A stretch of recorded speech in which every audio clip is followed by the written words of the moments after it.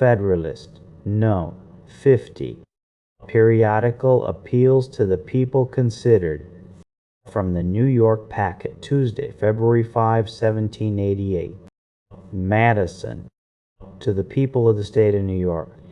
It may be contended, perhaps, that instead of associational appeals to the people, which are liable to the objections urged against them, periodical appeals are the proper and adequate means of preventing and correcting infractions of the Constitution. It will be attended to that in the examination of these expedients I confine myself to their aptitude for enforcing the Constitution by keeping the several departments of power within their due bounds, without particularly considering them as provisions for altering the Constitution itself. In the first view, appeals to the people at fixed periods appear to be nearly as ineligible as appeals on particular occasions as they emerge. If the periods be separated by short intervals, the measures to be reviewed and rectified will have been of recent date, and will be connected with all the circumstances which tend to vitiate and pervert the result of occasional revisions. If the periods be distant from each other, the same remark will be applicable to all recent measures, and in proportion as the remoteness of the others may favor a dispassionate review of them, this advantage is inseparable from inconveniences which seem to counterbalance it. In the first place, a distant prospect of public censure would be a very feeble restraint on power from those excesses to which it might be urged by the force of present motives. Is it to be imagined that a legislative assembly, consisting of 100 or 200 members, eagerly bent on some favorite object, and breaking through the restraints of the Constitution in pursuit of it, would be arrested in their career by considerations drawn from a censorial revision of their conduct at the future distance of 10, 15, or 20 years? In the next place, the abuses would often have completed their mischievous effects before the remedial provision would be applied, and in the last place, where this might not be the case, they would be of long standing, would have taken deep root, and would not easily be extirpated. The scheme of revising the Constitution, in order to correct recent breaches of it, as well as for other purposes, has been actually tried in one of the states. One of the objects of the Council of Censors, which met in Pennsylvania in 1783 and 1784, was, as we have seen, to inquire whether the Constitution had been violated, and whether the legislative and executive departments had encroached upon each other. This important and novel experiment in politics merits, in several points of view, very particular attention. In some of them it may, perhaps, as a single experiment made under circumstances somewhat peculiar, be thought to be not absolutely conclusive. But, as applied to the case under consideration, it involves some facts, which I venture to remark as a complete and satisfactory illustration of the reasoning which I have employed. First, it appears from the names of the gentlemen who composed the council that some, at least, of its most active members had also been active and leading characters in the parties which pre-existed in the state.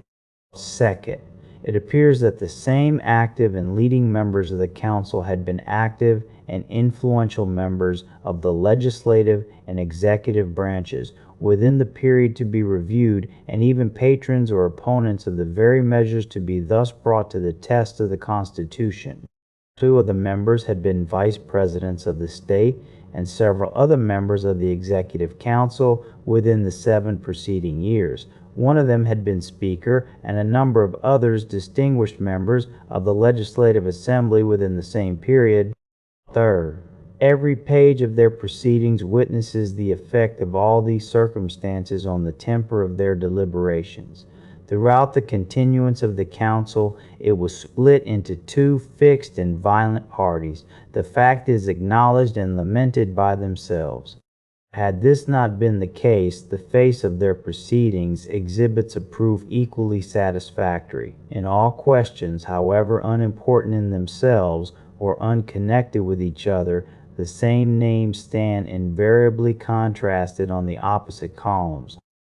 Every unbiased observer may infer, without danger of mistake, and at the same time without meaning to reflect on either party, or any individuals of either party, that, unfortunately, passion, not reason, must have presided over their decisions.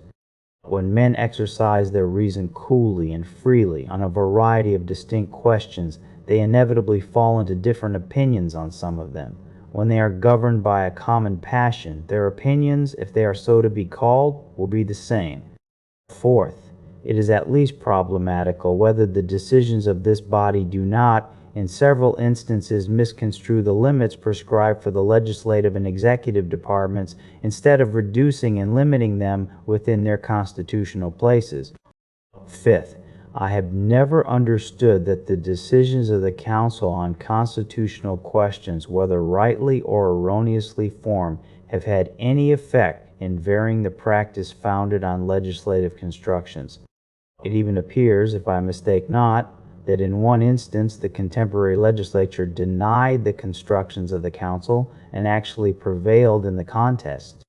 This censorial body therefore proves at the same time by its researches the existence of the disease and by its example the inefficacy of the remedy. This conclusion cannot be invalidated by alleging that the state in which the experiment was made was at that crisis, and had been for a long time before, violently heated and distracted by the rage of party. Is it to be presumed that at any future septennial epoch the same state will be free from parties? Is it to be presumed that any other state at the same or any other given period will be exempt from them? Such an event ought to be neither presumed nor desired, because an extinction of parties necessarily implies either a universal alarm for the public safety or an absolute extinction of liberty, or the precaution taken of excluding from the assemblies elected by the people to revise the preceding administration of the government all persons who should have been concerned with the government within the given period, the difficulties would not be obviated. The important task would probably devolve on men who, with inferior capacities, would in other respects be little better qualified. Although they might not have been personally concerned in the administration, and therefore not immediately agents in the measures to be examined, they would probably have been involved in the parties connected with these measures and have been elected under their auspices. Publius.